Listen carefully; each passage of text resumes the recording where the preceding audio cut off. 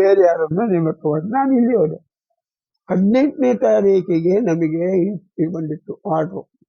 20ನೇ ತಾರೀಕಿಗೆ ನೀವು ಅಲ್ಲಿ ಹೋಗಿ ಶಾಲೆ ಮಾಡಿ ಓಪನ್ ಮಾಡಿ ರಿಪೋರ್ಟ್ ಕೊಡಬೇಕು ಅಂತ. 2 ದಿವಸ ನಮಗೆ ಎಲ್ಲಿ ಏನು ಒಂದು ಗೊತ್ತಿರಲಿಲ್ಲ. ಶಾಲೆ ಓಪನ್ ಮಾಡೋದು ಹೇಗೆ ಅಂತ ನಮಗೆ ಗೊತ್ತಿಲ್ಲ ಅಂತ ಇದು ಬಂದಿದ್ದಲ್ವ. 19ನೇ ತಾರೀಕಿಗೆ ಹೋದೆವು. ನಾನು ನನ್ನ ತಂದೆ ಬಂದರು. ಹೋದರೆ ಎಲ್ಲಿ ಹೋದರು ದೇವರ ಕಾರಣ ಅಂತ ಶಾಲೆ ಹೆಸರು ಜಾಗ ಇಲ್ಲಲ್ಲ, ಎಲ್ಲಿ ಇಲ್ಲ, ಎಲ್ಲಿ ಕೇಳಿ ಗೊತ್ತಿಲ್ಲ. ಇದು ಪ್ರಸಿದ್ಧಿ ಆಯ್ತಲ್ಲ. ಅಥವಾ ಯಾರೋ ಒಬ್ಬ ದೇವರಲ್ಲೇ ಕಾರಣ ಅಂತ ಒಂದು ಅಲ್ಲಿ ಸರಿ, ನಾವು ದೇವರಲ್ಲೇ ಕಾರಣಕ್ಕೆ ಹೋಯ್ತು. ಅಲ್ಲಿ ಹೋದರೆ ಕಾಡು, ಅಲ್ಲಿ ಎಂಥದೂ ಇಲ್ಲ. ಒಂದು 4 ಮನೆ ಉಂಟು, ಒಂದು ಬಂಡೆ ಶಾಲೆ ಆಗಿರೋ ಕಟ್ಟಡ ಉಂಟು, ಅದರಲ್ಲಿ ಯಾರೋ ಕೆಲಸದವ್ರದ್ದು. ಇಲ್ಲಿ ಎಲ್ಲಿ ಶಾಲೆ ಮಾಡುವುದು ಗೊತ್ತಿಲ್ಲ ಅಲ್ವಾ, ಯಾರಿಗೂ ಗೊತ್ತಿಲ್ಲ. ಮತ್ತೆ ಅಲ್ಲಿನ ಕೆಲವು ಮುಖಂಡರ ಹೋಗಿ ಮಾತಾಡ್ತೀವಿ, ಹೀಗೆ ಶಾಲೆ ಓಪನ್ ಮಾಡಲಿಕ್ಕೆ. ಅದು ಇಲ್ಲಿ ಹೇಗೆ ಶಾಲೆ ಓಪನ್ ಬಂತು ಅಂತ ಹೇಳಿ, ಅದು ಯಾವಾಗಲೂ ಒಮ್ಮೆ ಇಲ್ಲಿ ಈ ಜಾಗ ಶಾಲೆ ಆಗಬೇಕು ಅಂತ ರಿಪೋರ್ಟ್ ಮಾಡಿದೆ ಅಂತ ಯಾರೋ ಒಬ್ಬರು ಇದು ಸರ್ವೆ ಮಾಡಿದೆವು. ಹಾಗೆ ಅದಿರಬೇಕು. ಈಗ ಶಾಲೆ ಮಾಡೋದು ಹೇಗಪ್ಪ? ಎಂಥದೂ ಇಲ್ಲ. ನೀವು ಹೋಗಿ ಶಾಲೆ ಓಪನ್ ಮಾಡಿ ರಿಪೋರ್ಟ್ ಮಾಡಿದ್ದು ಅಷ್ಟೇ ಹೇಳೋದು. ಇದು ಬರಿಗೈಯಲ್ಲಿ ಮೊಳ ಹಾಕಿದ್ದಾರೆ. ಸರಿ, ಜಾಗೆಯಲ್ಲಿ ಆ ಒಂದು ಬಂಡಸಾಲೆಗಿರುವ ಕಟ್ಟಡ ಉಂಟಲ್ವ, ಆ ಕಟ್ಟಡದಲ್ಲಿ ಒಂದು ಜಗಲಿ ಉಂಟು. ಒಂದಂತ 3 ಶಾಲೆ ಮಾಡ್ಕೊಳ್ಳಿ ಅಂತ ಅವ ಕೆಲಸದವರು ಹೇಳಿದ. ನಾನು ಕಳೆದ ಒಬ್ಬ ಬಗೆಯಲ್ಲಿ ಮತ್ತೆ ಕೆಲಸ ಹೋಗ್ಕೊ ಮಾಡ್ಕೊಳ್ಳಿ. ಸರಿ, ಅಲ್ಲಿ ಮಾಡುವಂತಾಯ್ತು. ಶಾಲೆ ಮಾಡುವುದು ದುಡ್ಡು ಇದು ಆಗ್ಬೇಕಲ್ಲ. ನೀವು ಶಾಲೆ ಮಾಡಬೇಕು ಅಂತ ಒಂದು ಬೋರ್ಡು, ಒಂದು ಜೋಕು ಆಗ್ಬೇಕಲ್ಲ, ಆಯ್ತಲ್ಲ. ಸರಿ, ನಾನು ಅಲ್ಲಿ ಎಂತದಿಲ್ಲ, ಬೆಂಚು ಇಲ್ಲ, ಎಂತದಿಲ್ಲ. ಆಚೆ ಈಚೆ ಮನೆಯಿಂದಲೇ ಹೋಗಿ ಒಂದು 4 ಬೆಂಚು ತಂದಾಯ್ತು ಮಕ್ಕಳಿಗೆ. ಮತ್ತೆ ಅಲ್ಲಿ ಒಬ್ರು ಮಾಸ್ಟರ್ ಇದ್ರು, ಕೊಡಗಪ್ಪ ಮಾಸ್ಟರ್ ಅಂತ, ಬಳ್ಳಾರಿ ಶಾಲೆಯಲ್ಲಿ ಮಾಸ್ಟರ್ ಇದ್ರು. ಅವರ ಮನೆಗೆ ಹೋದ. ಅವರಲ್ಲಿ ನೀವು ಸ್ವಲ್ಪ ಸಹಾಯ ಕೊಡಬೇಕು ಸರ್, ನನಗೇನು ಗೊತ್ತಿಲ್ಲ, ಹೊಸಬ ಅಂತ. ಸರಿ ಹೇಳಿದ್ರು. ಅವರು ಇದೆಲ್ಲ ಅಡ್ಮಿಷನ್ ಎಷ್ಟು, ಇದೆಲ್ಲ ಹೇಗೆ ಮಾಡಬೇಕು ಅಂತೆಲ್ಲ ಹೇಳಿದರು. ಸರಿ ಮಾಡಿದೆ. 20ನೇ ತಾರೀಕಿಗೆ ಒಂದು ಸಾಂಪ್ರದಾಯಿಕವಾದ ಶಾಲೆ ಓಪನ್ ಆಯಿತು. ಓಪನ್ ಅಂತ ಬೇರೆದಿಲ್ಲ, ನಾವು ಒಂದಿನ ಹಿಂದಿನ ದಿನ ಎಲ್ಲ ಹೇಳಿದ್ದೆವು. ಎಲ್ಲ ಮಕ್ಕಳನ್ನು, ಶಾಲೆ ಹೋಗದ ಮಕ್ಕಳನ್ನು ಕರ್ಕೊಂಡು ಬನ್ನಿ ಅಂತ. ಮರುದಿನ ಶಾಲೆ ಓಪನ್ ಆದಾಗ 29 ಮಕ್ಕಳು ಸಿಕ್ಕಿದ್ದಾರೆ ಫಸ್ಟ್ ಡೇ.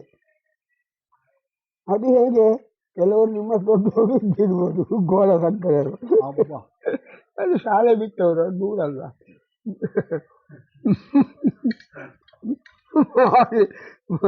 ಮಾಡಿದೆ. 29 ಮಕ್ಕಳು ಸಿಕ್ಕಿದ್ರು. ಬಾಚ ಉಂಟಾಯ್ತು. ಹಾಗೆ ಶುರು ಮಾಡಿದ್ವಿ. ಟೋಕು ನನ್ನದೇ, ಬೋರ್ಡು ನನ್ನದೇ, ಮುಳುಗದಿರಲಿ ಶಾಲೆ.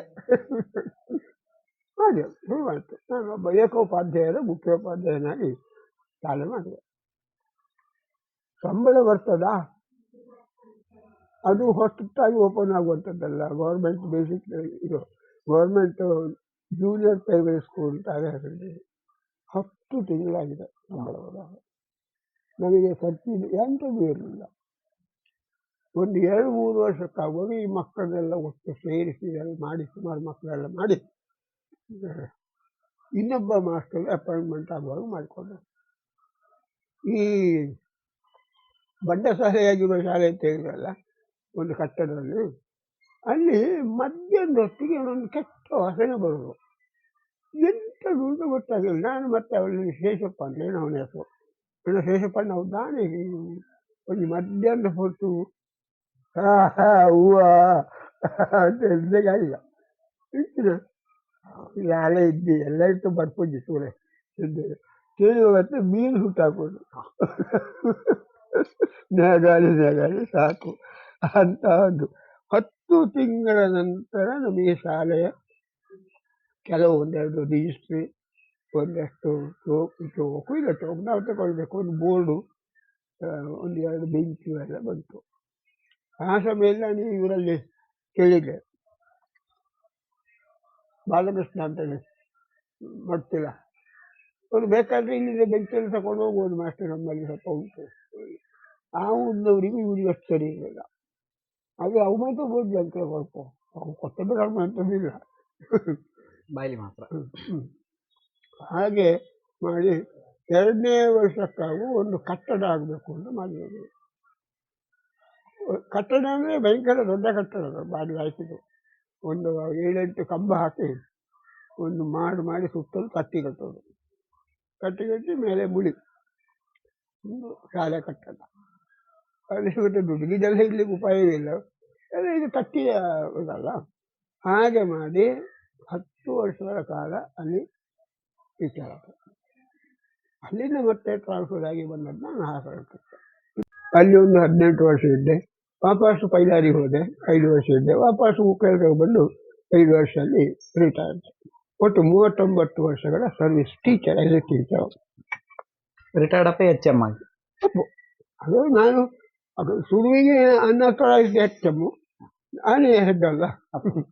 ಮತ್ತೆ ಅಧಿಕೃತವಾದ HM ಅದು ಮತ್ತೆ ಅದು ಪೈಲಾದ್ನಲ್ಲಿ. ಈಗ ಜೀವನದಲ್ಲಿ ಎದುರಿಸಿದಂಥ ಅತಿ ಕಠಿಣ ಸಂದರ್ಭ, ವೃತ್ತಿಯಾಗಿರ್ಬೋದು ಇಲ್ಲ ಕೌಟುಂಬಿಕ ಆಗಿರ್ಬೋದು, ಟೋಟಲಿ ಈ ಒಂದು ಲೈಫ್ ಸ್ಪ್ಯಾನಲ್ಲಿ ಪ್ರತ್ಯೇಕ ಹೇಳಿದ್ರು ಅಡ್ಡಿ ಇಲ್ಲ, ಪ್ರತ್ಯೇಕ ಕಷ್ಟಗಳದ್ದು ಹೇಳಿದ್ರು ಅಡ್ಡಿ ಇಲ್ಲ, ಅಥವಾ ವೃತ್ತಿಯದ್ದು ಸಪರೇಟು ಕೌಟುಂಬಿಕದ್ದು ಸಪರೇಟ್ ಹೇಳಿದ್ರು ಅಡ್ಡಿ ಇಲ್ಲ. ಅದೆಲ್ಲ ದೊಡ್ಡ ಸಂಗಲ್ಲ ಅಲ್ಲ. ಎಲ್ಲರ ಜೀವನದಲ್ಲಿಯೂ ಕಠಿಣ ಪರಿಸ್ಥಿತಿ ಎಲ್ಲ ಬಂದಿರ್ತಲ್ಲ. ನನಗೆ ಅತ್ಯಂತ ಬೇಸರ ಆದ ಸಂಗತಿ ಅದು ನಾನು ಹೇಳ್ತಿಲ್ಲ, ಇದರಲ್ಲಿ ಇದ್ದೋದು ನನ್ನ ಪುಸ್ತಕದಲ್ಲಿ ನನ್ನ ಪಾಲು ಸಂದರ್ಭ. ಅದು ನಾನು ಹೆಚ್ಚು ವಿಸ್ತರಿಸಲು ಇಷ್ಟಪಡ್ತಿಲ್ಲ. ಮತ್ತೆ ಟೀಚರ್ ಆಗಿ ಬೇಕಾದಷ್ಟು ಇದ್ದು ಅಕ್ಕರಿಗೆ ಯಾಕೆ ಬೇಡ ಬಿಟ್ಟು ಬಿಡ್ತೆ. ವಾಲಂಟರಿ ರಿಟೈರ್ಮೆಂಟ್ ಕೊಟ್ಟರೆ ಹೋಗಿಟ್ಟಿದ್ದಾನೆ ಟೀಚರ್ಸ್. ಸಾಕಾಗ್ತದೆ ಅಷ್ಟವ. ನೀವೇನು ಹುಚ್ಚ ನಿಮಗೆ? ನಿಮ್ಮ ಮನೆ ಹತ್ರ ಶಾಲೆ ಕೊಟ್ಟಾಗಿದೆ, ಮತ್ತೆ ನೀವಂತ ಈಗ ಹೋಗೋದು ಇಡೀ ಇನ್ನೊಂದು 2-3 ವರ್ಷ ಮತ್ತೆ ನೋಡುವ ಹಾಗೆ ಬೈದು ಕಳಿಸಿದೆವು. ಇದು ಕೊಡ್ತೇವೆ, ಅದೆಲ್ಲ ಮಾಡ್ತಿಲ್ಲ, ನೀವು ಬೇಕು ನಮಗೆ ಏನಾದ್ರು ತರಬೇತಿ ಕೊಡುವುದು ನಾನು ಬೇಕು. ಅವಕ್ಕೆ ಬೇಕಾಗ್ತದೆ ಟೀಚರ್ಸಿಗೆಲ್ಲ ಎಲ್ಲೆಲ್ಲ ಬೇಕಾದ ಕಲ್ಪ ಕೊಟ್ಟಿದ್ದೆವು.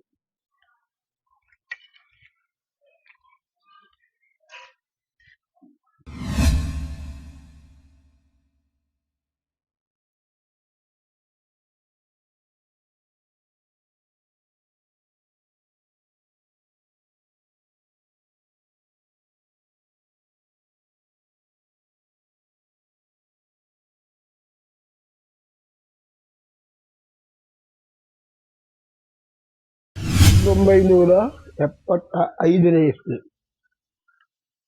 ಮೇ 25 ಕಾಣ್ತು. ಇಂದಿರಾ ಗಾಂಧಿಯ ಮೇಲೆ ಕೇಸ್ ಫೈಲ್ ಆದದ್ದು, ಜಡ್ಜ್ಮೆಂಟ್ ಬಂತು ತಪ್ಪಿತಸ್ಥರು ಎಲೆಕ್ಷನ್ ಮಾಡುವಾಗ. ಆಗ ಈ ಜಯಪ್ರಕಾಶ್ ನಾರಾಯಣ್ ಎಲ್ಲ ಸೇರಿಕೊಂಡು ದೊಡ್ಡ ಚಳವಳಿ ಮಾಡ್ತಾವೆ. ಈಗ ರೈತ ಚಳವಳಿ ಎಲ್ಲ ಆಗ್ತಾ ಇದ್ದ ಆ ರೀತಿ. ಅದನ್ನು ನೋಡಿ ಇಂದಿರಾ ಗಾಂಧಿ ಏನು ಮಾಡಿತು, ಅವಾಗ ಇಂದಿರಾ ಗಾಂಧಿಗಿಂತ ಅವಕ್ಕೆ ಹೇಳಿದ ಜನ ವಿ.ಸಿ. ಶುಕ್ಲಾದೇನು ಎಮರ್ಜೆನ್ಸಿ ಹಾಕಬೇಡಿ, ಇವನ್ನೆಲ್ಲ ಒಳ ಹಾಕುವ ಬೇಕು ಎಲ್ಲ ಹೇಳಿಕೊಡಿ. ಅದು ಕೇಳಿ ಅಲ್ಲ, ಹೇಳಿ ಗೊತ್ತಿದ್ದಷ್ಟು. ಅದೇ 25ನೇ ತಾರೀಕು ರಾತ್ರಿ ದೇಶದ ಮೇಲೆ ಎಮರ್ಜೆನ್ಸಿ ಹಾಕಿದೆವು, ತುರ್ತು ಪರಿಸ್ಥಿತಿ. ಅಷ್ಟೇ ನಮ್ಗೆ ಯಾರಿಗೂ ತುರ್ತು ಬತ್ತಿ ಎಂಟು ಯಾರಿಗೂ ಗೊತ್ತು, ಏನು ಗೊತ್ತಾಗಿದೆ ಎಂತ ಇದಕ್ಕೆ ಗೊತ್ತಾಗಿಲ್ಲ, ಗೊತ್ತಾಗಿಲ್ಲ ನಮಗೆ. ಅವಾಗ ಉಳಿದಲ್ಲಿ ಪೇಪರ್ಲೆಲ್ಲ ಅವರ ಅರೆಸ್ಟು ಇವರ ಅರೆಸ್ಟು ಇದೆಲ್ಲ ದೊಡ್ಡ ದೊಡ್ಡ ಲೀಡರ್ಸ್ ಇದ್ದವರು, ವಿರೋಧ ಪಕ್ಷಗಳ ಮುಖ್ಯಮಂತ್ರಿಗಳು ಅವರೆಲ್ಲ ಅರೆಸ್ಟ್ ಮಾಡಿದ್ರು, ಒಳ ಹಾಕಿದ್ದು ಎಲ್ಲವನ್ನ ಅರೆಸ್ಟ್ ಮಾಡಿ. ಬಟ್ ಪೇಪರ್ನ ಏನು ಮಾಡಿದವಲ್ಲಿ ಈ ಇಡೀ ಸಂಪಾದಕೀಯ ಇದ್ದಲ್ಲ ಅದು ಬ್ಲ್ಯಾಂಕ್ ಆಗಿ ಕಪ್ಪಾಗಿ ಬಿಟ್ಟರು. ಈಗಿನ ಹಾಗೆ ಈ ಇದು ಪತ್ರಿಕೆಗೂ ಬಗ್ಗಿ ಇದು ತೆವಳಿಕೊಂಡು ಹೋಗ್ತಿರ್ತಿಲ್ಲ, ಆಡಳಿತಕ್ಕೆ ದಮ್ಮ ಹಾಕೊಂಡು. ಅದು ಸ್ವಲ್ಪ ಜೀವ ಇಟ್ಟಿರ್ತಲ್ಲ. ಎಲ್ಲ ಪತ್ರಿಕೆಗಳು ಬಹಳ ಕಟುವಾಗಿ ಅದರ ವಿರೋಧಿಸಿದವು. ನಮಗದು ಸುರು ಗೊತ್ತಾಗಲಿಲ್ಲ, ಎಂತದೋ ಅವುಗಳಕ್ಕೆ ಸಂಬಂಧಪಟ್ಟಿದ್ದು ನಾವು ಬೇಯಿಸಿದ್ರೆ. ಆಮೇಲೆ ಇದ್ದಿದ್ದವರ ಬಗ್ಗೆ ಎಲ್ಲ ಹಾಗೆ ಯಾವುದಾದ್ರು ಒಂದು ಸಣ್ಣ ಸ್ಟೇಟ್ಮೆಂಟ್ ಕೊಟ್ಟು ಅವನ್ನ ಅರೆಸ್ಟ್ ಮಾಡಿ ಹೊರ ಹಾಕ್ತಿದ್ದವು. ವಿಚಾರಣೆ ಇಲ್ಲ, ತಗೊಂಡು ಒಳ ಹಾಕಿದ್ರು. ಈ ರೀತಿ ಆಯಿತು. ಆವಾಗ ಎಲ್ಲ ಕಡೆಯಲ್ಲೂ ಈ ಎಲ್ಲ ಶುರುವಾಯಿತು. ಅದರ ವಿರುದ್ಧವಾಗಿ, ತುರ್ತು ಪರಿಸ್ಥಿತಿಯ ವಿರುದ್ಧವಾಗಿ ಜನ ಸಂಘಟನೆ ಮಾಡಲು ಶುರು ಮಾಡಿದೆವು.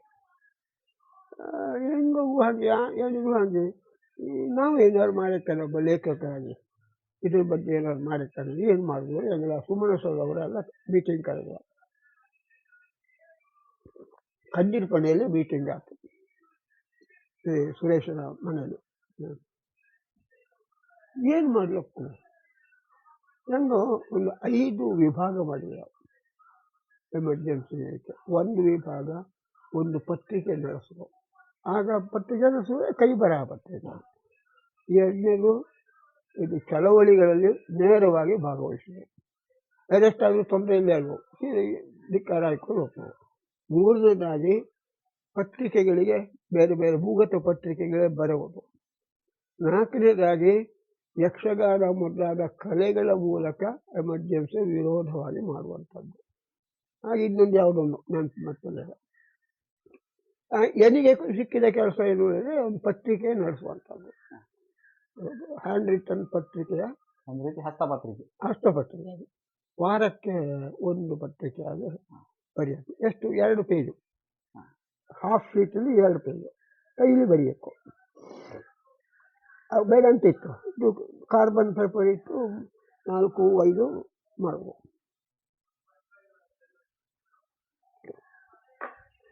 ಹಾಗೆ ಆ ಪತ್ರಿಕೆಯನ್ನು ಮಾಡ್ಬೋದಾಗ್ತು. ಏನು ಪುಸ್ತಕ? ಅದಕ್ಕೆ ಅಜ್ಞಾತ ಪರ್ವಾಳ ಹೆಸರಿತ್ತು. ನನ್ನ ಹೆಸರು ಚಾಣಕ್ಯ ಅಲ್ಲಿ ಹೆಸರು. ಸಂಪಾದಕರು ಚಾಣಕ್ಯ. ನಾನು ಟೀಚರ್ ಆಗಿದ್ದಲ್ಲ, ಎದುರು ಬರೋ ರೂಪಾಯಿ ಇಲ್ಲ, ಇದ್ದಾಗ ರೂಪಾಯಿಯಲ್ಲಿ ಮಾಡಿದ್ರು. ಆಮೇಲೆ ಒಂದು ಇದು ಜಾಥಾ, ಸುಳ್ಯದಿಂದ ಕುಂದಾಪುರದವರೆಗೆ ಒಂದು ಜಾಥಾ.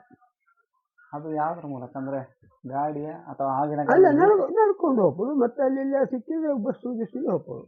ಈಗ ಕುಕ್ಕೇಳ್ಕಂತ ಬೆಳ್ಳಾರಿ ಸಿಕ್ಕಿ ನಡ್ಕೊಂಡು ಹೋಗ್ಬೋದು. ಇಲ್ಲಂದ್ರೆ ಅಲ್ಲಿ ಅರಿಯಾದ ವಾಹನ ಸಿಕ್ಕಿ ಹೋಗ್ಬೋದು. ಟೋಟಲ್ ಎಷ್ಟು ದಿನ ಜಾಥಾ? ಯಾವುದಕ್ಕೆ?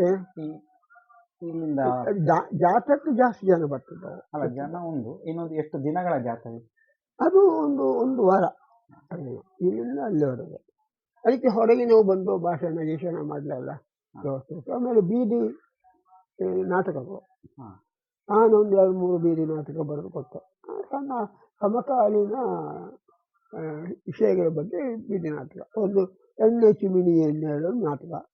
ಚಿಮಿಣಿ ಎಣ್ಣೆ ಸಿಕ್ಕಿತ್ತಿಲ್ಲ, ಹಾಗೆ ಒಂದು ನೇರವಾಗಿ ಸರ್ಕಾರಕ್ಕೆ ಇದಿಲ್ಲ, ಅಡ್ಡಲ್ಲಿ ಬೈ ಹೊಡೆಯೋದು ಆ ರೀತಿಯಲ್ಲಿ ಮಾಡ್ತಿದ್ದೆ. ನಾನು ಪತ್ರಿಕೆಯ ಏನಿಗೆ ಸೋರ್ಸಸ್ಸು ನ್ಯೂಸ್ ಸೋರ್ಸ್ ಬೇಕಲ್ಲ. ಆಗ ಪತ್ರಿಕೆಯಲ್ಲಿ ಯಾವುದು ಪ್ರಿಂಟ್ ಆಗ್ತಿರ್ತದೆ, ಯಾವ ವಾರ್ತೆಯು ಪ್ರಿಂಟ್ ಆಗ್ತಿರ್ತದೆ. ನನಗೆ ಒಂದು 2-3 ಸೋರ್ಸ್ ಇತ್ತು.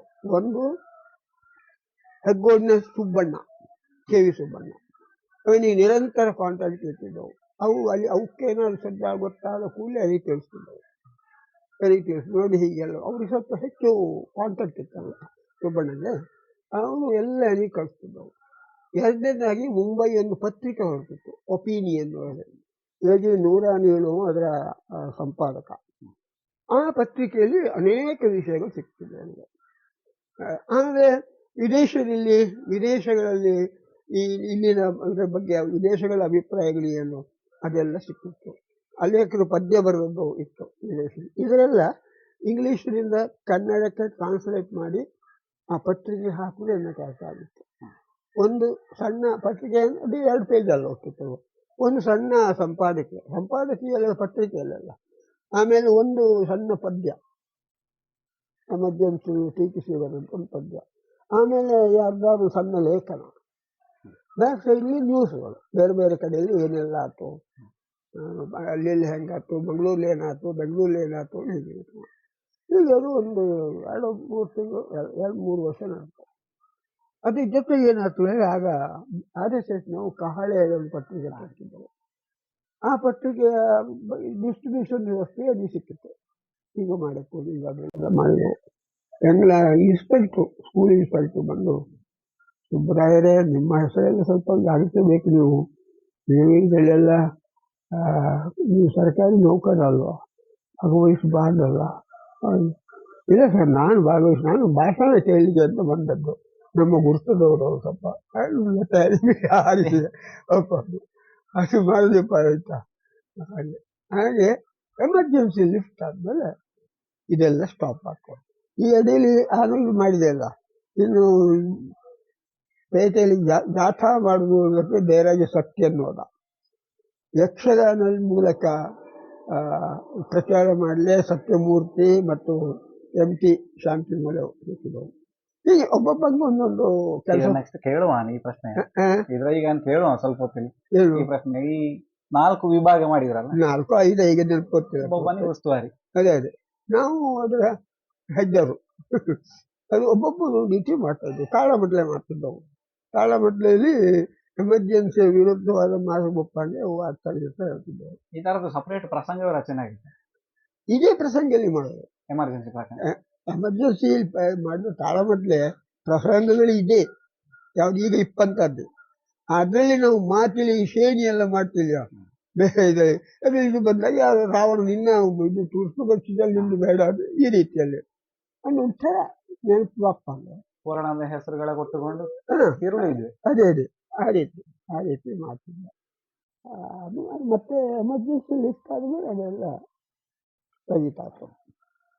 ಆ ಎಮರ್ಜೆನ್ಸಿ ಹಾಕಿದಂತ ಟೈಮಲ್ಲಿ ಈ ಎಲ್ಲಾ ಸುದ್ದಿಗಳು ಗವರ್ಮೆಂಟ್ ಅಥವಾ ವಾರ್ತಾ ಇಲಾಖೆಯ ಸೀಲು ತೆಕ್ಕೊಂಡೇ ನಂತರ ಪಬ್ಲಿಷಿಂಗ್ ಎಲ್ಲಿ ಓದಿದ್ರೆ ನೆನಪು. ಇದರ ಮೇಲೆ ಎಫೆಕ್ಟ್ ಇತ್ತ ಈ ಲೇಖನ ಬರೆಯೋದರ ಮೇಲೆ? ಲೇಖನ ಬರೀತಿದ್ದಾಗ ಭೂಗತ ಪತ್ರಿಕೆಗಳಲ್ಲಿ, ಅಲ್ಲಿ ಪತ್ರಿಕೆಯಲ್ಲಿ ಪ್ರಕಟ ಆಗ್ತಿತ್ತಿಲ್ಲ.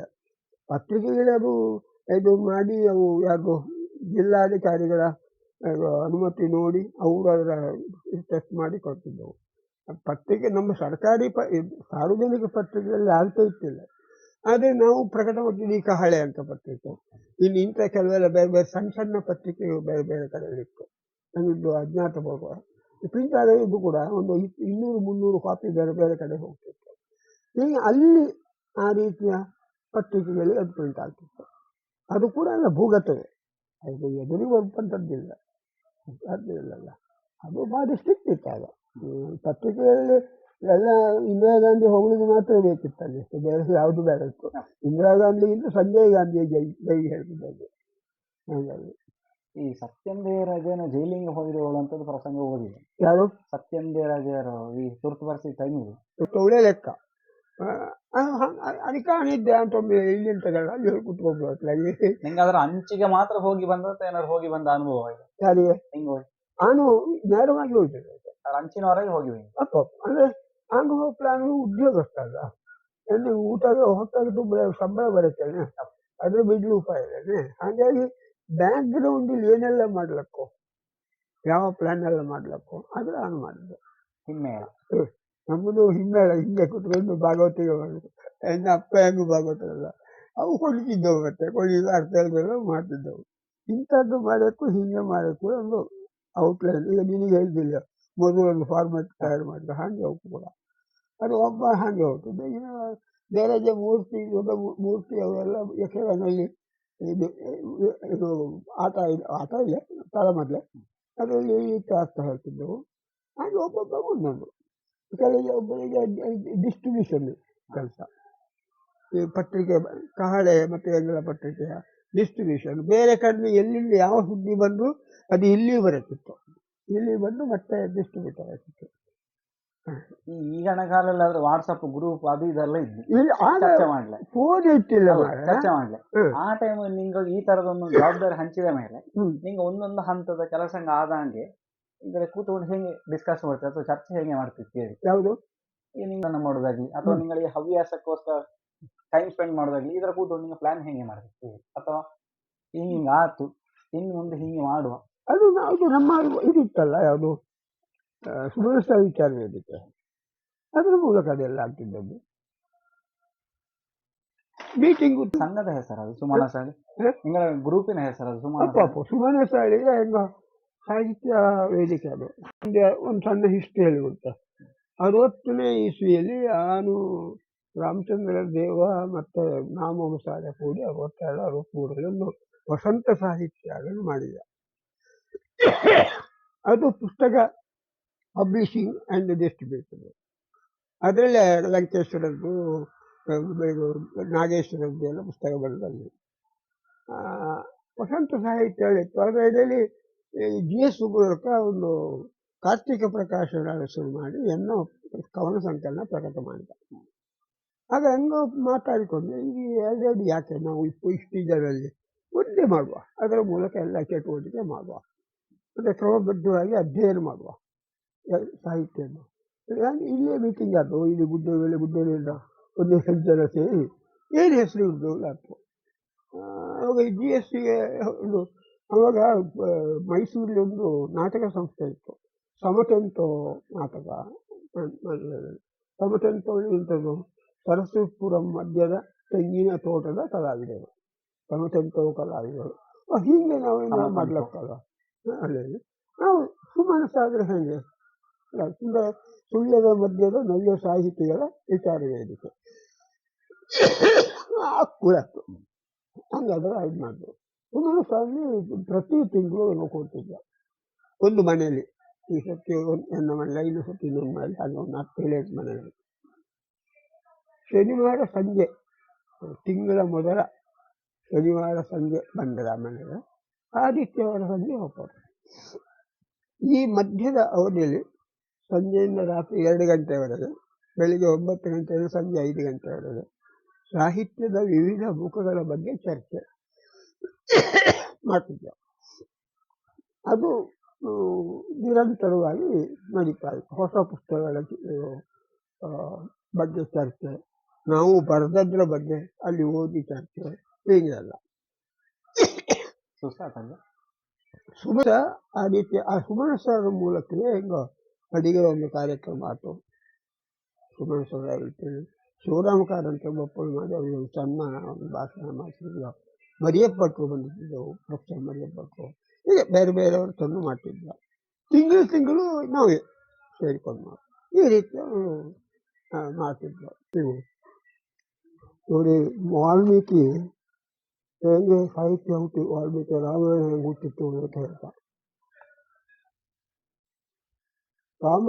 ನಾರದನ ಹತ್ರ ವಾಲ್ಮೀಕಿ ಹೇಳ್ತಾ, ಯಾರು ಇದರಲ್ಲಿ ಒಳ್ಳೆ ಆದರ್ಶ ಪುರುಷ ಯಾರಿದ್ದೋ ಅವ್ರ ಬಗ್ಗೆ ನನಗೊಂದು ಬರೆಯಕ್ಕೂ. ಆಗ ಇದು ಕೋನಸ್ಮಿನ್ ಸಾಂಪ್ರತಂ ಲೋಕೆ ಬತ್ತು ಗುಣವಾನ್ ಕರ್ತವ್ಯ ಜವಾನ್, 16 ಗುಣ ಇಪ್ಪಟ್ಟು ಮನುಷ್ಯನ ಹೇಳಕ್ಕೂ. ಆಗ ರಾಮ ಹೇಳ್ತಾ, ಆಗ ಬರ್ತಿಲ್ಲ ಅದಕ್ಕೊಂದು. ಆಮೇಲೆ ಏನಾಯ್ತು, ವಾಲ್ಮೀಕಿಗೆ ಹಿಂಗೆ ಹೋಗ್ತಾ ಇತ್ತು, ಒಬ್ಬ ಬೇಡ ಒಂದು ಕ್ರೌಂಚ ಪಕ್ಷಿಯ ಗಂಡು ಇದಕ್ಕೆ ಬಾಣ ಹೋಗಿ ಕೊಂದ. ಹೆಣ್ಣು ಕೂಗಲು ಶುರು ಮಾಡಿತ್ತು, ದೊಡ್ಡ ಕೇಳಿದ್ರೆ ಗೊತ್ತಲ್ಲ ಅದು. ಆಗ ಅದನ್ನು ನೋಡಿದ ವಾಲ್ಮೀಕಿಗೆ ಅವನ ಮನಸ್ಸಿನಲ್ಲಿ ಒಂದು ಶೋಕ ಹುಟ್ಟಿತ್ತು. ಮಾನಿಷಾದ ಪ್ರತಿಷ್ಠಾಂಕ ನವಧಿ ಅವಧಿ ಕಾಮಮೋಹಿತ ಶೋಕ ಬಂತು. ಅದೇ ನಿನಗೆ ಬೇಡ, ನೀನು ಒಬ್ಬ ಕ್ರೌಂಚ ಪಕ್ಷಿಗಳಲ್ಲಿ ಒಬ್ಬನ ಕೊಂದು ದೊಡ್ಡ ತಪ್ಪು ಮಾಡಿದ್ದೆ ಹೇಳಿ ಹೇಳ್ತಾವ. ಶೋಕ ಮತ್ತೆ ಹೇಳ್ತೆ ಕರೆಕ್ಟ್, ಅದು ಬರೆಯಲ್ಲ. ಆಗ ರಾಮಾಯಣ ಹುಟ್ಟಿತು. ಇಡೀ ರಾಮಾಯಣ ಆ ಶ್ಲೋಕದ ಛಂದಸ್ಸಿಲೇ ಇತ್ತು, ಅನುಷ್ಠುಪ್ ಛಂದಸ್ಸು ಹೊತ್ತು ಆ ಛಂದಸ್ಸಿಗೆ ಆ ಕಾವ್ಯ ಹುಟ್ಟಿತು. ಅಂದರೆ ಇದನ್ನು ಯಾಕೆ ಹೇಳಿದೆ ಅಂದರೆ, ಕಾವ್ಯ ಹುಟ್ಟುವುದು ಶ್ಲೋಕ ಹುಟ್ಟಿದ್ದು ಶೋಕದಿಂದ. ಕಾವ್ಯ ಯಾವತ್ತಿಗೂ ತೃಪ್ತಿ ಸಂತೋಷದಲ್ಲಿ ಒಳ್ಳೆಯ ಕಾವ್ಯ ಬರ್ತದೆ. ನಿನ್ನ ಮನಸ್ಸಿನ ತಳಮಳ ತಲ್ಲಣ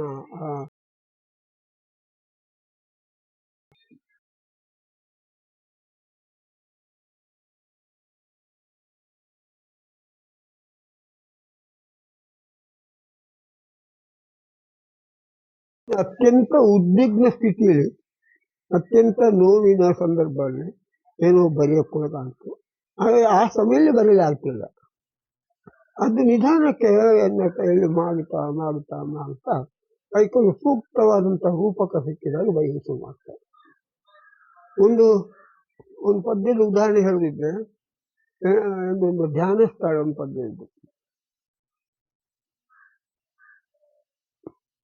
ಆ ಪದ್ಯದಲ್ಲಿ ನನಗೆ ಹೊರದದ್ದು ಒಂದೇ ಸಾಲು ಶುರುವಿದೆ. ಎದುರು ನಿಂತಿದೆ ಇಲ್ಲಿ ತ್ರಿಭಂಗಿ ನಿಲ್ಲುವಲ್ಲಿ ಧ್ಯಾನಸ್ಥ, ಆಕಾಶಕ್ಕೆ ಲಗ್ಗೆ ಇತ್ತಂತ ಪಾರಿಜಾತ. ಇದು ಎರಡೇ ಸಾಲು ನನಗೆ ಹೊರದು. ಯಾಕೆ ಹೊರತು ನನ್ನ ಮನೆಯಲ್ಲಿ ಒಂದು ಪರ್ಯಟನ ಗೆರೆ ಇತ್ತು. ಅದು ಹೆಂಗೆ ಕಾಣಿಸುತ್ತೆ ಅಂತ ಹೇಳಿದ್ರೆ, ಈ ತ್ರಿಭಂಗಿ ನಿಲುವಿಗೆ ತಪಸ್ಸಿಗೆ ನಿಂತ ಋಷಿ ಹಾಗೆ ಕಾಣಿಸ್ತು. ಇದೊಂದು ಉಪಕಾರ ಕಾಣಿಸ್ತದೆ. ಆಮೇಲೆ ಇದ್ರ ಬಗ್ಗೆ ಒಂದು ಪದ್ಯ ಬರೆಯ ಕೂಡಿ ಎಷ್ಟು ಸಮಯದ್ದು ಬದಲಾಯಿದ್ದಾರೆ. ಅಭ್ಯಾಸ ಬಗ್ಗೆ 3-4 ಪದ್ಯ ಬರಲ್ಲ, ಒಂದು ತುಟ್ಟಿ ಆಗಿದೆ. 2 ವರ್ಷಗಳು ಕಳೆದ ಮೇಲೆ ಒಂದು ನೈಟ್ ರಾತ್ರಿ ಒಂದು 8:30 ಗಂಟೆ ಹೊತ್ತಿಗೆ ಹಠಾತ್ ಉಳಿದ ಸ್ಟಾನ್ಸ್ಗಳು ನೆನಪಾತು. 10 ಮಿನಿಟಲ್ಲಿ ಬರೆದು ಬಿಸಾಡಿರ್ತಾರೆ. ಆ ಪದ್ಯ ಇನ್ನು ನ್ಯಾಷನಲ್ಲು ಪೊಯೆಟ್ಸ್ ಮೀಟಲ್ಲಿ ಓದಿದ್ದು ಅದೆಲ್ಲ ತುಂಬ ಹೆಸರಿದೆ. ಟೆಕ್ಸ್ಟ್ ಬುಕ್ ಯಾವುದು ಬರೆದು 2-3 ಟೆಕ್ಸ್ಟ್ ಬುಕ್ಕಲ್ಲಿ ಬಂದಿದ್ದು. ಅದು ಆಮೇಲೆ ಅಂದರೆ ಒಂದು ಕಾವ್ಯ ಅಥವಾ ಸಂತೋಷವಾಗಿರ್ತಾರೆ, ಬರೀತಾ ಇರ್ತಾರೆ. ಹಾಡಿಗೆ ಇದೆಲ್ಲ ಸ್ವಲ್ಪ ಆ ಸಮಯದಲ್ಲಿ ಒಪ್ಪಂತವ್ರು. ಆದರೆ ನನ್ನ ಹಾಡುಗಳು ಪೂರ್ತಿ ವಿಷಾದದ ಹಾಡುಗಳು ಹೇಳಿ ಬೇರೆ ಏನು ಹೇಳ್ತಾರೆ. ನಿಮ್ಮ ಎಲ್ಲ ಹಾಡುಗಳಲ್ಲಿ ಒಂದು ಬೇಸರ, ನೋವು ಎಲ್ಲ ಉಂಟು. ಅದು ನನ್ನ ಜೀವನ ಕಟ್ಟಿಕೊಟ್ಟ ಮುಖ್ಯ. ಅದು ಇಲ್ಲದೆ ಅದು ಬದುಕಿತ್ತಿಲ್ಲ ಬಹುಶಃ. ಅದು ಸುಖದ ದಿನ ಆಗಿದ್ದೆ ಅದು ಬದುಕಿತ್ತಿಲ್ಲ. ಅದೇ ಬರೆಯೋಕೆ ಬೇಕಪ್ಪ, ಬೇರೆ ಅಂತ ಇದ್ದೇನೆ. ಮತ್ತೆ ಈಗ ಒಂದು ಸಮಾಜ ಹೊತ್ತಿಗೆ ಕಾಂಟ್ಯಾಕ್ಟ್ ಆಗ್ತದೆ. ಅದೇನಂತ ಬೇರೆ ಅಂತ ದುಡ್ಡಿಲ್ಲ, ಒಂದೊಂದು ಸ್ಥಾನಮಾನ ಇಲ್ಲ. ಬಡ ಬ್ರಾಹ್ಮಣನ ಮಗ ನನ್ನ ಅಪ್ಪ ಪುಸ್ತಕ ಹೊರಕೊಂಡು ಹೋಗುವಾಗ ಜೋಲಿಗೆ ಹಾಕೊಂಡು ಹೊರತಾ ಬಾಗುತ್ತಾ ಆಗ್ತಿದ್ದವು. ಒಂದು ಅವಮಾನ ಆಗ್ತಿತ್ತಾಗ. ನನ್ನ ಬಡತನ ಕಾರಣ ಆಗಿತ್ತಂಥ ಸ್ಥಿತಿಯ ಕಾರಣಕ್ಕಾಗಿ ಒಂದು ರೀತಿ ಅವಮಾನ ಅನುಭವಿಸಬೇಕಾಗಿತ್ತು. ಆದರೆ ನಾನು ಅದರ ಚಾಲೆಂಜ್ ಆಗಿದೆ ಜಾಸ್ತಿ. ಒಂದು ಯಾವಾಗ ಎಲ್ಲಿ ಅವಮಾನ ಆಯ್ತೋ ಅಲ್ಲೇ ನನಗೆ ಗೌರವ ಸಿಕ್ಕಬೇಕು ಅನ್ನುವಂಥ ಒಂದು ಚಾಲೆಂಜ್ ಬರೀತೀನಿ. ಬಿದ್ದೆ ಅಲ್ಲಿಯೇ ಹೇಳಕ್ಕೆ ಬೇರೆ ಏನು ಮಾಡಿ ನಮ್ಮಿಂದ ಆಗ್ತಿಲ್ಲಲ್ಲ, ಬರುತ್ತೆ. ಮತ್ತು ಯಾವ ಊರಲ್ಲಿ ನಾನು ಇದ್ದವರನ್ನೆಲ್ಲ ಬರೋಣ ಆ ಊರಿಗೆ ಅದರ ಗೌರವ ತಲುಪಿ ಚೊಕ್ಕಾಡಿಯಲ್ಲಿ ಸೇರಿಸ್ಕೊಂಡು ನಿಮಗೆ ಬೇಡವರ್ತಿ ಊರು ಬೆಳೆಸಿ ಊರಿಗೆ ಅದು ಬರೀ ಚೊಕ್ಕಾಡಿಯವರು ಹೇಳುದು ಹೊರಗೆ. ನನ್ನ ಹೆಸರು ಗೊತ್ತಿಲ್ಲ ಅದು ಸರಿಯಾಗಿ. ಚೊಕ್ಕೆ ಬೆಳ್ಳಾರ ಹತ್ರ ಮನೆ ಹೇಳಿದ್ರೆ ತುಂಬ ಜನ ಚೊಕ್ಕಾಡಿ ಹತ್ರ ಬರ್ತದೆ ನೀವು ನಮ್ಮ ಊರು ಹೇಳಿದ್ರೆ ತಕ್ಷಣಕ್ಕೆ ಬರೋದು ಫಸ್ಟ್ ಹೆಸರು ನಮ್ಗೆ ಗೊತ್ತಿದ್ದ ಅಲ್ಲೊಬ್ರು ಇದ್ದಾರಲ್ವ. ಅದಿಲ್ಲದಿದ್ರೆ ಚೊಕ್ಕಾಡಿ ಅಂತ ಹೇಳಲಿಕ್ಕೆ ಗೊತ್ತಿಲ್ಲದಿದ್ರೆ ನಿಮ್ಮ ಮುನಿಸು ತರವೇ ಹಾಡು ಕವಿಗಳು ಅಲ್ಲೆಲ್ಲ ಇರುವುದು. ಅದು ನಮ್ಮ ಐಡೆಂಟಿಟಿ. ಅದು ಎಲ್ಲಿ ಎಲ್ಲ ಇದ್ದಾರೋ ಇಂಗ್ಲೆಂಡು ಅಮೇರಿಕಾ ಅಲ್ಲಿಂದೆಲ್ಲ ಬಟ್ಟೆಗೆ ರಿಪೋರ್ಟ್ ಬರ್ತಾ ಇದ್ದೆ. ಸರ್ ನಿಮ್ಮ ಹಾಡಿಲ್ಲಿ ಹಾಡ್ತಾ ಇದ್ದಾರೆ ಕೇಳಿ ಕಳಿಸ್ತಾ ಇದ್ದೆ. ಅದು ಏನು ಪುಣ್ಯ. ಅದು ನಂಗೆ ಫಾರಿನಿಗೆ ಹೋಗ್ಲಂತ ಅವಕಾಶ ಬಂದಿದೆ. ನಾನು ಬರ್ತಿಲ್ಲ ಅಂತ ನನ್ನ ಹತ್ರ ನಾನು ಪಾಸ್ಪೋರ್ಟ್ ಏನು ಮಾಡ್ತಿಲ್ಲ. ಅಂದರೆ ಮಕ್ಕಳು ಹೇಳಿದ್ರು ಉಪಯೋಗ ಹೇಳಿದ್ದು ನೀವು ಬರುವುದೇ ನಾವು ಎಲ್ಲ ಖರ್ಚು ನಾವು ನೋಡಿಕೊಡ್ತೀವಿ. ವಿದೇಶಗಳಲ್ಲಿ ಕಮ್ಮಟ ಕವಿಗೋಷ್ಠಿ ಕಾವೇಳೆ ಕರೀತಾವೋ ನಾವು ಹೋಗಲಿಲ್ಲ. ನಮಗೆ ಅದೆಲ್ಲ ಅಗತ್ಯ ಇಲ್ಲ. ನಮಗೆ ಎಂತ ಮಾಡಿದ್ದಲ್ಲಿ ಹಾಗಾಗಿ ಮತ್ತು ಅಲ್ಲಿ ನಮಗೆ ಅಷ್ಟ ಒಂದು ಆಸಕ್ತಿ ಇಲ್ಲ. ಹಾಕೊಂಡು ಜೈ ಹೇಳಿ ಗೌಜಿ ಮಾಡಿ ಕಷ್ಟ. ಪ್ರೊಫೆಷನಲ್ ಲೈಫ್ ಮಧ್ಯೆ ಒಂದು ಗೌಜಿ ಒಂದು ರಿಲ್ಯಾಕ್ಸ್ ಬೇಕಾಗ್ತು. ಆಮೇಲೆ ಅದಕ್ಕೆಲ್ಲ ಗೊತ್ತಿಲ್ಲ. ಪಾಸ್ಪೋರ್ಟ್ ಇಲ್ಲ ನನಗೆ. ಅಂದರೆ 25 ದಿವಸ ಆಗಿಸೋದಕ್ಕೆ ಅದಾದ ಅದು ಬೇಡ ನನಗೆ. ನಾವು ಸಾಕು ಇಲ್ಲಿ ಇದ್ದು ನಮಗೇನು ಸಾಧ್ಯವೋ ಅಷ್ಟು ಮಾಡಬೇಕು, ಅದಕ್ಕಿಂತ ಹೆಚ್ಚು ಇಲ್ಲ. ಈ ಕುಕ್ಕುಜಾಡ್ಕ ಸೈಡು ಒಂದು 2 ಸಲ ಕೇಳ್ಪಟ್ಟಿದ್ದೆ. ಕುಕ್ಕುಜಾಡ್ಕ ಸೈಡು ಒಂದು 2 ಸಲ ಕೇಳ್ಪಟ್ಟಿದೆ. ಮಕ್ಕಳಿಗೆ ಅಂದ್ರೆ ನಿಮ್ಮ ಪಾಠದ ಸ್ಟೈಲೇ ಡಿಫ್ರೆಂಟ್ ಆಗಿತ್ತು. ಅಂದ್ರೆ ಎಲ್ಲ ಮಾಸ್ಟ್ರು ಹೊಡೆದು ಬಡ್ದು ಈ ಥರ ಗದರಿ ಈ ಥರ. ಆದರೆ ನೀವು ನಿಮ್ಮ ವೃತ್ತಿಯ ಪೂರ್ತಿ ಅವಧಿಯಲ್ಲಿ ಗದರಿದವರಲ್ಲ. ಹೊಡಿದ್ದು ಹೆಚ್ಚಿನ ಬಹುಶಃ ఎక్కువే ಕಾಣ್ತು. ಹಂಗೆ ಹೇಳಿಕೊಂಡು ನಿಂಗಳ ಕಂಡ್ರೆ ಹೆದರುತ್ತಿದ್ದವು. ಹಂಗೆ ಹೇಳಿಕೊಂಡು ನಿಂಗಳ ಕಂಡ್ರೆ ಮಕ್ಕ ಹೆದರುತ್ತಿದ್ದವು. ನಿಂಗೆ ಗದರದಿದ್ದು ಪಾಪ ಹೇಳ್ತಿದ್ದು. ನಾನು 15 ಸಲ ಒಂದು ಹೊತ್ತು ಇದ್ದಕ್ಕೆ ಜಗಲಿಗೆ ಹೋದ್ರೆ ಸಾಕು ಎಲ್ಲ ತಪ್ಪು ಆಗ್ತಿದ್ರು. ಹೆದರ್ಸ್ತಿದ್ದಾರೆ ಅಷ್ಟೇ, ಹೊಳೆ ಇಟ್ಟಿರ್ತಾರೆ. ಇದ್ರೂ ಕೂಡ ಬೆನ್ನಿ ಹೀಗೆ ಮನೆ ದಬ್ಬು ದಬ್ಬಳಿ ಬಡಿ ಆಚೆ ಕ್ಲಾಸ್ ಇಟ್ಟೇ ಶಬ್ದ ಶಬ್ದ ಮಾಡ್ತಾರೆ. ಇಲ್ಲ ಅಂಥದ್ದು ಇಡೀ ಮಾಡ್ತಾರೆ, ಹಾಕ್ಕೊಳ್ಬೇಕು. ಸಲಹೆ ಸೂಚನೆ ಕೊಡುವಷ್ಟು ದೊಡ್ಡ ಮನುಷ್ಯ ನಾನಲ್ಲ. ಯಾಕಂದ್ರೆ ನಾನು ಎನ್ನಷ್ಟಕ್ಕೆ ಅಭ್ಯಾಸ ಮಾಡಿಕೊಂಡು ನೋಡಿಕೊಂಡು ಬಂದವ. ಮುಖ್ಯವಾಗಿ ಹೇಳಕ್ಕೋ ಯಾವುದು ಮುಖ್ಯವಾದ 2 ಅಂಶ ಹೇಳಕ್ಕೋ. ಒಂದು, ಒಳ್ಳೆಯ ನೀವು ಯಾವ ಫೀಲ್ಡಲ್ಲಿ ಕೆಲಸ ಮಾಡ್ತಾ ಆ ಫೀಲ್ಡಿನ ಸರಿಯಾದ ತಿಳುವಳಿಕೆ ಜ್ಞಾನ ಬೇಕು. ಅದು ಖಂಡಿತವಾಗಿ ಬೇಕಾದ್ರೆ ಈಗ ಪತ್ರಿಕಾ ಇರಲಿಲ್ಲ, ಪತ್ರಿಕಾ ಸಂಗತಿಗಳು ಯಾವುದಲ್ಲಿದ್ದು ಹಿಂದಿಂದ ಒಂದು ಪತ್ರಿಕೆ ಮಾಡ್ಕೊಂಡು ಬಂದ ರೀತಿ ಹೇಗೆ ಯಾವ್ಯಾವ ರೀತಿ ಇತ್ತು, ಇದರ ಒಂದು ಸ್ಥೂಲ ಪರಿಚಯ ನೀಡಬೇಕು. ಬಾಡ ಇದ್ದಲ್ಲ, ಸ್ಥೂಲ ಪರಿಚಯ ಬೇಕು. ಹೊರೆ ಹನುಮಂತರಾಯರು ಯಾರು ಗೊತ್ತಿದ್ದಾರೆ ಕೇಳಿ ಗೊತ್ತಿಲ್ಲ ಹೇಳಲ್ಲ, ಎಲ್ಲಿ ಸಂಪಾದಕ್ಕಾಗಿದ್ದಲ್ಲ ಅಷ್ಟು ಗೊತ್ತಿಲ್ಲ. ಎರಡನೇದಾಗಿ ಇದಕ್ಕೆ ಪೂರಕವಾಗಿ ಉಳಿದ ಬೇರೆ ಬೇರೆ ವಿಷಯಗಳ ಬಗ್ಗೆ ಸ್ವಲ್ಪ ಸ್ವಲ್ಪ ಜ್ಞಾನ ಬೇಕು. ಅದಕ್ಕೆ ಕಾರಣಕ್ಕೆ ನೀವು ಅಧ್ಯಯನ ಮಾಡಬೇಕು. ಹೊಸ ಬರಹಗಾರಿದ್ದವನು ಕವಿತೆ ಕಥೆ ಗೀತೆ ಎಲ್ಲ ಬರೆಯುವು. ಕವಿತೆ ಬರೆಯೋಕ್ಕಂತೂ ಖಂಡಿತವಾಗಿ ಛಂದಸ್ಸು ಮತ್ತು ಲಯದ ಪರಿಚಯ ಮಾಡಿಕೊಳ್ಳಬೇಕು. ಆ ರೀತಿ ಬರೆಯಕ್ಕೆ ಕೂಡ ಹೇಳುವಲ್ಲ, ನೀವು ಗೊತ್ತಿದ್ರೆ ಅದರ ಮೀರುದು ಹೆಂಗೆ ಗೊತ್ತಾಗುತ್ತೆ. ಇಲ್ಲಿದ್ರೆ ಹೆಂಗೆ ನೀವು ಗೊತ್ತಪ್ಪ ಹೆಂಗೆ ನಿನಗೆ ಈ ಹೊಳೆ ದಾಟುವಾಗ ಎಷ್ಟು ಹೊಂದಕ್ಕೆ ಗೊತ್ತಿದ್ರೆ ನೀನು ತಿಳ್ಕೊಂಡಿದ್ದೆ ಅಲ್ಲಿ ನೆದ್ದು ನೋಡಿಕೊಂಡು ಜಾಗ್ರತೆ ನೋಡಿಕೊಂಡು ದಾಟ್ತದೆ ಹೊಂದ ಇಲ್ಲದಲ್ಲಿ ನೋಡಿ. ಗೊತ್ತಿಲ್ಲದೆ ಅವಶ್ಯ ಸ್ಥಳವಿಲ್ಲ ಅನ್ನೋ ಕಾಲ.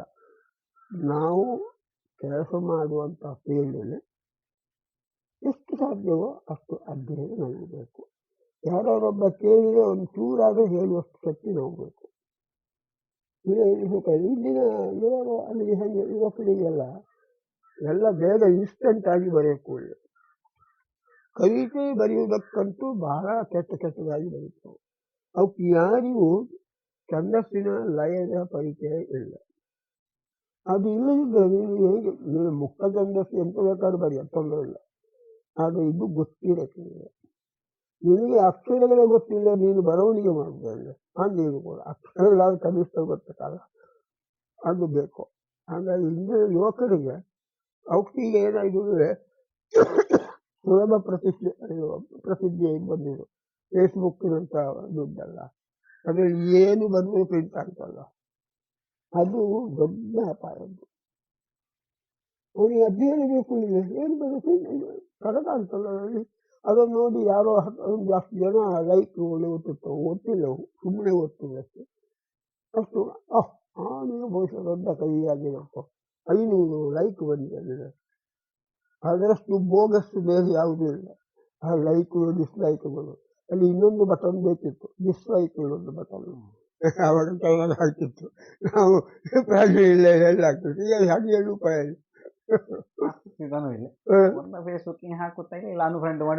ಅದೇ ಅನ್ಫ್ರೆಂಡ್ ಎಲ್ಲ ಮಾಡ್ಲೆ ಅಷ್ಟು ಇಷ್ಟ ಇಲ್ಲ, ಅನಗತ್ಯವಾಗಿ ಮಾಡ್ಲಾಗ.